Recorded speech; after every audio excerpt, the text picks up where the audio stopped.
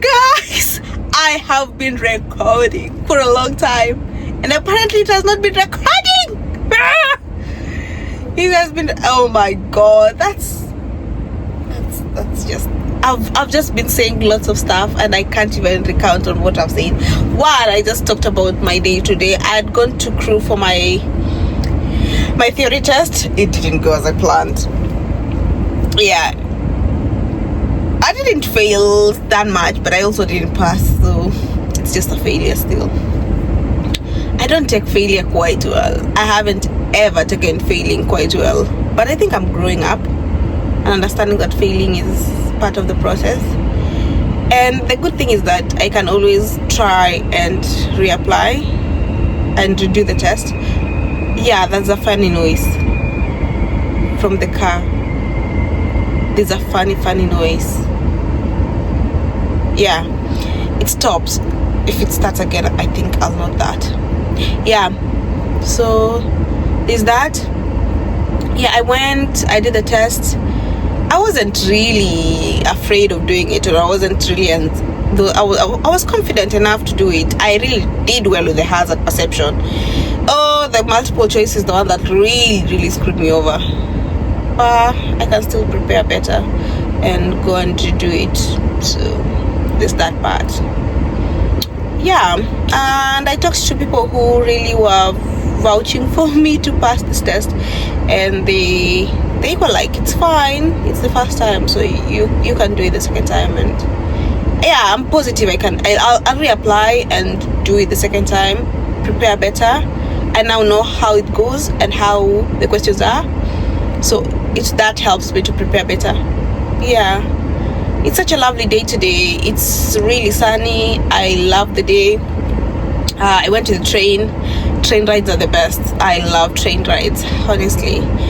That's something I love in this country, train rides. I could go anywhere with trains. I really love train rides, especially with this weather. Chef's kiss. Yeah, from last time, whatever I left, I want it to be different. I want just every clip to be different. I think I'll combine this as a whole week thing. I'll do a weekly video that has specs of my days and all that to what I want to present out here.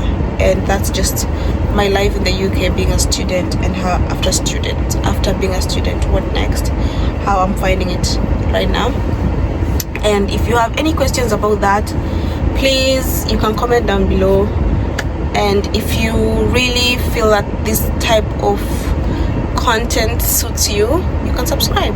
Yeah, hopefully we grow together. Yeah, other than that, I like the weather. I can bet on this weather. I love this weather. I love this current weather. I love it, and I bloom in this weather. I do much in the weather. During winter, I'm so depressed, low down. I just work and I don't see days. I just work. It's just crazy. But when it's this sunny, I love it. I for sure love it. Yeah. So the last time I talked about the education system in terms of how the modules are set in the UK in master's level. So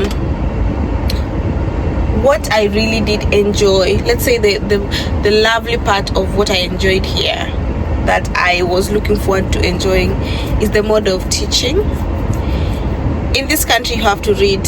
There's no two way about that. If you're not reading, there's nothing you can add in class. If you're not reading, you can't get the gist of what the lecturer is talking about. They speak, they teach, they lecture on what they have given us readings. So in every module, there is like all the things you'll be discussing that semester. Okay, in my school, I'm giving just a good example of my school. So in Kiel, what would happen is when you're beginning the semester, every module that you've chosen, like mostly I had 3 to 4 modules, and in those modules you you get a whole every weekly discussion that you'll have. Sometimes it's seminars, sometimes it's a lecture. So on the seminars, every unit or every module has reading materials. So those reading materials, they also go by the different topics that you're going to discuss. So the topics, let's say you have 9 topics in that module that you need to go through with the lecturer. Maybe 5 of them are seminars, the rest are like lectures. Those modules have reading materials. Those topics have reading materials on them. What would happen is those reading materials is what you need to read as a student. The lecturer has read them, that's why he has given you the reading material, and he feels those reading materials will contribute to what you'll understand in that class. So when you're going to that class, if you haven't read the reading materials or if you haven't gone through them, there's nothing you're going to interact first. There's nothing you're going to understand, because it's a seminar. You need to have a point to put across. It's not really like you need to have it, but you really need to have content for you to be a participant in any conversation that's going to happen in class. So there's no two ways about that. Here it is it's a student-centered learning. You need to read so that you can learn. There's no way that the lecturer is coming to give you any content far from what you already know. So if you're going to class and you haven't read, there's nothing you're going to get much out of that. And you need to read, especially on seminars, because you'll be left out. People know what the content is all about, and they're quoting the readers, they're quoting the authors of that content. If at all a book was about, so let's give good examples. There's this unit we were doing, it was on climate change. People who come up in climate change is Ostrom, Hardin, people like who contributed to climate change, like things that we talk about in climate change. So one of the issues that we were discussing, my course was international development. So the changing agenda, that's one of the things that you will have to have. So some of the things that we discussed in that class or that unit or module was climate change. And at the time, COP 28 was happening. You need to be you need to know what they're discussing there, so that like here Brits are in sick of what's happening in this world. You just need to read.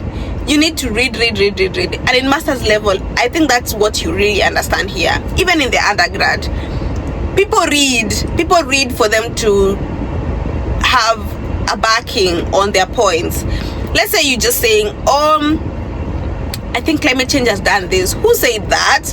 Are you saying it because you've heard it from somewhere? Are you saying it because you've read it? Who said that?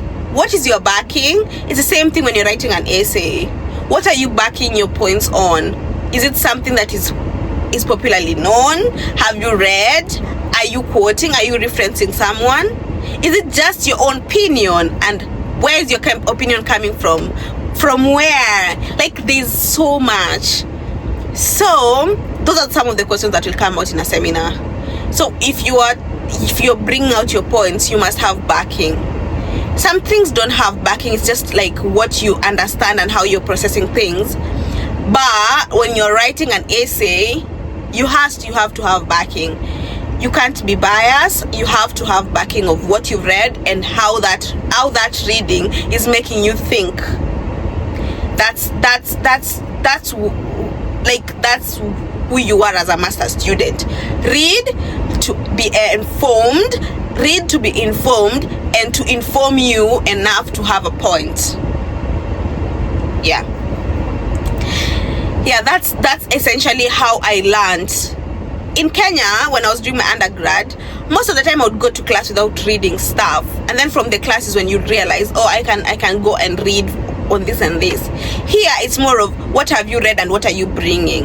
Sometimes even the lecturer doesn't know much about, okay, they do know, but they want to know what you know but that they don't. So that sparks a conversation. So reading in master's level, there's no two ways about that.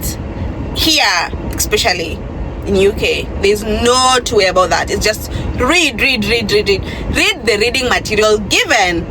And when you're writing also an essay, for example, for a particular topic, make sure that topic that you're picking, for us it was like in every module we had like 9 questions or 10 questions, that you'd pick one question from the 10 questions and work on that for that module. Sometimes it would be 2 questions that they're graded like half for the same. So sometimes they would give you 2 questions, like in one module I had an oral exam and I had another exam that was essay. So I had to write an essay and do an oral presentation. The oral presentation, you choose a topic and a question on that topic, then orally give answers to that or explain that to the lecturer, and the lecturer would grade you depending on how you're confident saying it, how you're quoting, who you're quoting, and how you are presenting yourself.